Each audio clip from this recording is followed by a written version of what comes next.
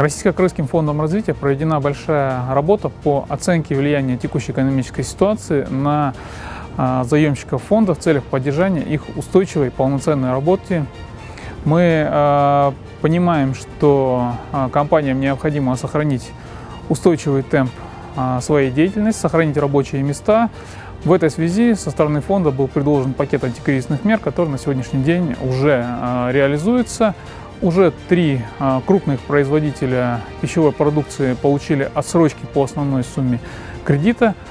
Кроме того, они получили поддержку со стороны правительства в виде отмены НДС на импорт сырья, в виде льготных источников финансирования. В этой связи Российско-Крымский фонд развития активно участвует в реализации задач, поставленных Кабинетом министров, поставленных президентом страны по сохранению продовольственной безопасности. В рамках обеспечения продовольственной безопасности Киргизской Республики на этот год запланирована переработка сахарной свеклы и сахара сырца.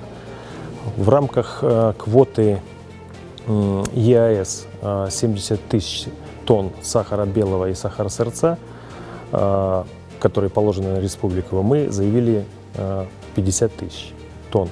И посевы сахарной свеклы в текущем году мы считаем, что будут от 12 до 14 тысяч гектар, что позволит получить собственного сырья порядка 70-75 тысяч тонн.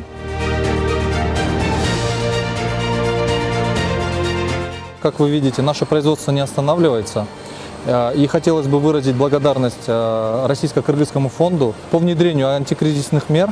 Это поможет нам саккумулировать средства на закупку продукции от фермеров наших. Да. Данная мера поможет нам развиваться, увеличивать наши производственные мощности, увеличить товарный запас и увеличить экспорт в наши соседние страны.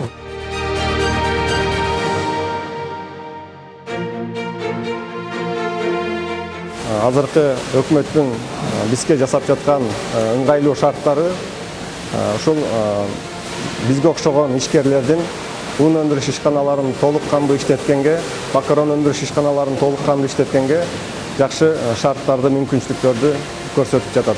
Макарон өндүрүш ишканаларына көбүрөөк басым кыла баштадык. Бирок бул учурда дагы кардарларыбызга ун азыктарын дагы камсыз кылуу шарттары көрсөтүлүп атат.